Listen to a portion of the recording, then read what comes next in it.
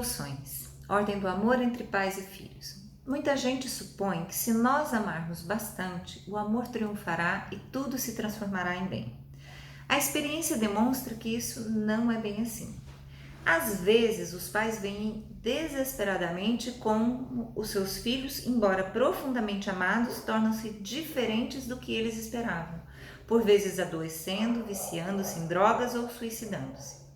Tais experiências mostram que para eles, além do amor, é necessário algo maior para que a vida seja bem-sucedida. O que o amor requer é que nós compreendamos e sigamos às escondidas as ordens do amor. Sinta esse poema de Bert Hellinger. O amor preenche o que a ordem abarca. O amor é a água, a ordem é o jarro. A ordem reúne, o amor flui. Ordem e amor atuam unidos, como uma canção obedece às harmonias. O amor obedece à ordem. E como é difícil para o ouvido acostumar-se às dissonâncias, mesmo que sejam explicadas, é difícil para a alma acostumar-se ao amor sem ordem. Alguns tratam essa ordem como se ela fosse uma opinião que eles podem ter ou mudar à vontade. Contudo, ela nos é pré-estabelecida. Ela atua mesmo que não a entendamos. Não é inventada, mas descoberta. Nós a desprendemos, como ao sentido e à alma, por seus efeitos. Muitas dessas ordens, elas estão escondidas e nós não podemos observá-las diretamente. Trabalham profundamente na alma e tendemos a obscurecê-las com as nossas crenças, objeções, desejos ou ansiedades. Necessitamos entrar profundamente na alma se quisermos mesmo tocar essas ordens do amor. Aceitar nossos pais assim como eles são é um dos maiores oportunidades que temos. Quando os pais dão a vida, agem de acordo com o mais profundo da sua humanidade. Enquanto pais, exatamente como são, dão-se aos seus filhos e não podem adicionar nada ao que são, nem deixar de fora qualquer coisa. Pai e mãe, consumando o seu amor um pelo outro, oferecem aos seus filhos tudo aquilo que eles são. Ou seja, a primeira das ordens do amor entre pais e filhos é que os filhos tomam a vida como ela lhe é dada. Uma criança não pode deixar nada de fora desta vida e o desejo de que ela seja diferente não altera coisa alguma. A criança é dos seus pais. Para que o amor tenha sucesso nessa relação, um filho deve aceitar aos pais tal como são, sem medo e sem imaginar que poderia ter pais diferentes. Afinal, pais diferentes teriam filhos diferentes e nossos pais são os únicos pais possíveis para nós. Imaginar qualquer outra possibilidade verdadeiramente é uma ilusão. Aceitar os pais como são requer um movimento interno muito profundo. Implica o nosso acordo com a vida e o destino exatamente como nos são apresentados por eles. Com as limitações que são inerentes a isso, com as oportunidades que damos a nós próprios, com o enredo no sofrimento, má sorte, a culpa da nossa família ou sua felicidade e boa sorte, tal como pode acontecer. Essa aceitação expressa a nossa prontidão para frustrar falsas expectativas, que muitas vezes excedem ou caem de acordo com a vida que os nossos pais nos deram realmente. Outro fato, outra forma, é aceitar a vida como ela é. Essa aceitação entende-se para além dos nossos pais. E assim, ao aceitá-los, primeiramente, devemos ver além deles, para além deles, à distância de onde a própria vida vem e devemos curvar-nos perante o mistério da vida. Quando aceitamos os nossos pais tal como eles são, reconhecemos o mistério da vida e sim, nos submetemos a eles. Você pode testar o efeito dessa aceitação na sua alma, imaginando-se curvando perante os seus pais e lhes dizendo: a vida que vocês me deram veio para mim, com o preço total que custou a vocês. Eu aceito-a com tudo que vem, com todas as limitações e com todas as oportunidades. Neste momento em que essa frase é sinceramente dita, reconhecemos a vida como ela é e os nossos pais como eles são. O coração se abre. Quem quer que pronuncie de corpo e alma essa afirmação, sente-se pleno e em paz. Compare o efeito dessa afirmação com seu oposto, imaginando-se se afastar de seus pais e dizendo: eu quero pais diferentes, não gosto de como os meus pais são. Quanta imaturidade, quanta ilusão, como se fosse possível ser quem somos e ter pais diferentes. Aqueles que falam em segredo esta frase afastam-se da vida como ela é, sentem-se vazios, sem apoio e não encontram a paz em si mesmos. Algumas pessoas temem que, se aceitarem os seus pais como eles são, devem também aceitar o lado mal deles e agem como se pudessem escolher somente a parte da vida que preferem. Temendo aceitar a totalidade da vida, se perde também naquilo que é bom. Aceitando os pais como eles são, aceitamos a plenitude da vida, tal como ela é. O dar e o tomar. Além de nos dar a vida, os nossos pais também nos dão outras coisas.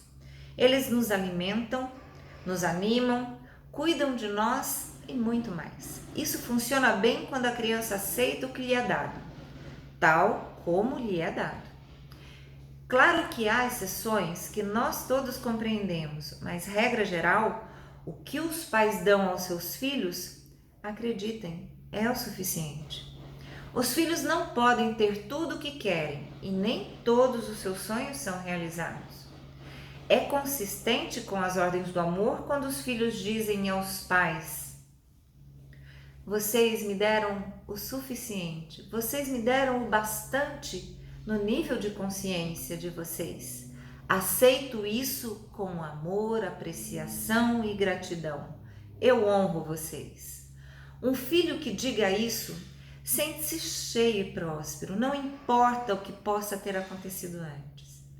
Tal filho poderia adicionar ainda: eu cuidarei do resto, que também é uma bonita experiência. E ainda pode dizer: agora os deixo em paz. O efeito dessas frases é muito profundo. Os filhos têm os seus pais e os pais têm os seus filhos. São simultaneamente separados e tornam-se independentes.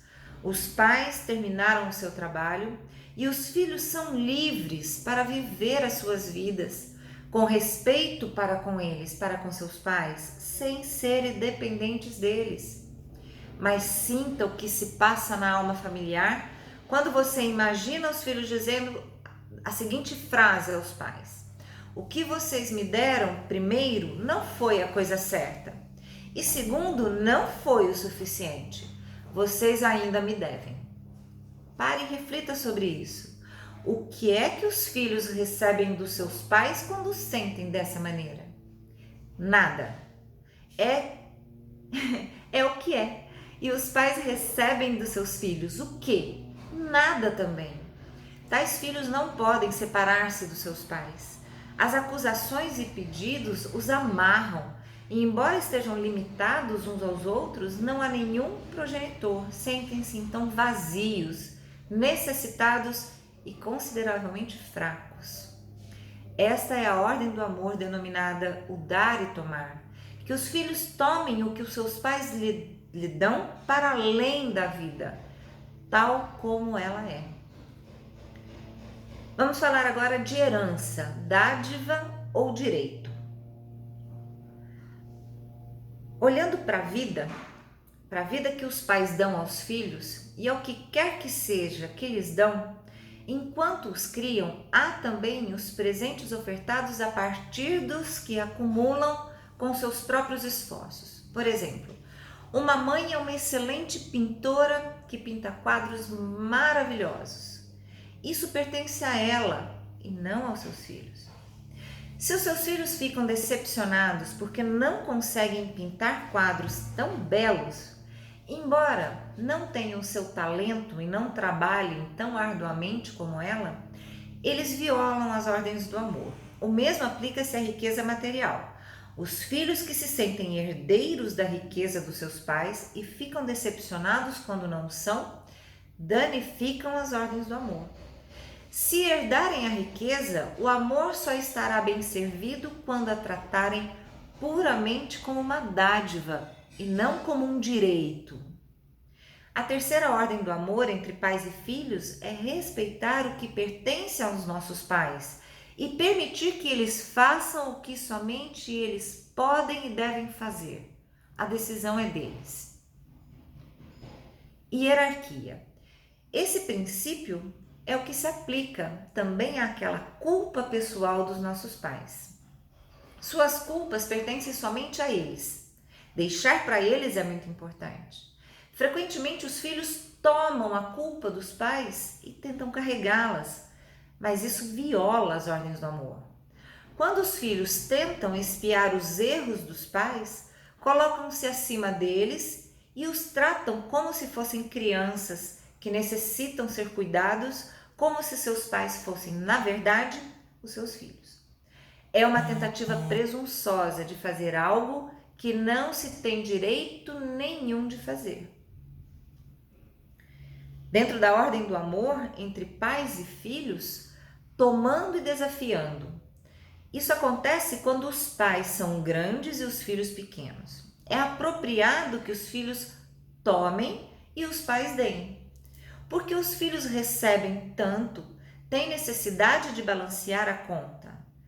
E isso é que vai gerando um grande problema. Fazer-nos sentir incomodados quando aceitamos daqueles que amamos sem poder retribuir.